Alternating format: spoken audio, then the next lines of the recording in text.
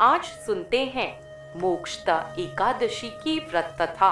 मोक्षदा एकादशी हिंदुओं के लिए एक पवित्र दिन माना जाता है।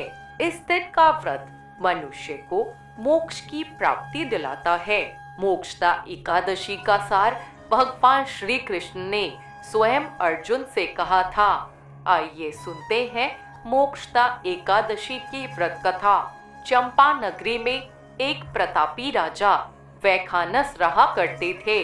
वो संपूर्ण वेदों के ज्ञाता थे। वो बहुत प्रतापी और धार्मिक थे। इसी कारण उनकी प्रजा भी बहुत खुशहाल थी। उनके राज्य में बहुत से विद्वान ब्राह्मण रहा करते थे। एक दिन राजा को सपना आया कि उनके पिता नरक की यातनाएं झेल रहे हैं। ऐसा सपना देखने के बाद राजा बेचैन हो गए और सुबह उठते ही उन्होंने अपनी पत्नी से स्वप्न के बारे में विस्तार पूर्वक बताया।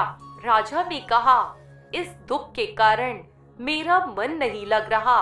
मैं पूरे ऐशो आराम से इस धरती पर रह रहा हूँ और मेरे पिता वहाँ कष्ट में हैं। यह जानने के बाद मुझे बड़ा दुर्बल प्रतीत हो रहा है। कृपा करके मुझे इसका हल बताएं। राजा की बात सुनकर रानी ने कहा, महाराज, आपको आश्रम में जाना चाहिए। अपनी पत्नी की बात मानकर राजा आश्रम में गए। वहां पे बहुत से सिद्ध गुरु थे और वो सभी अपनी तपस्या में लीन थे। वहां जाकर राजा पर्वत मुनि के पास आए और उन्हें प्रणाम करके उनके पास बैठ गए। पर्वत मुनि राजा को देखकर मुस्कुरा दिए और उनके आने का कारण पूछा। राजा उस समय बहुत दुखी थे। उनकी आंखों से आंसुओं की धारा बहने लगी।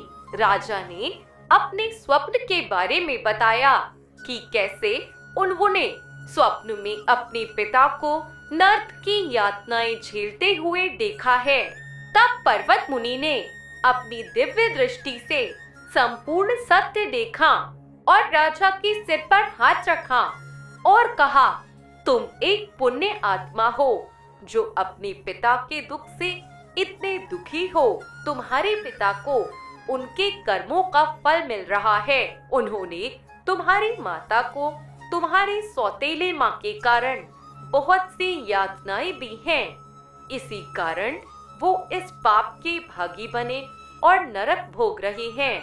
राजा ने पर्वत मुनि से इस दुविधा का हल पूछा।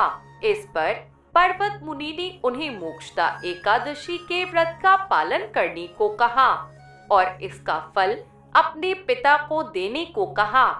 राजा ने विधि पूर्वक अपने परिवार के साथ इस व्रत का पालन किया और इस व्रत का फल अपने पिता के नाम छोड़ दिया और इस कारण उनके पिता के कष्ट दूर हो गए और उन्होंने अपने पुत्र को आशीर्वाद दिया।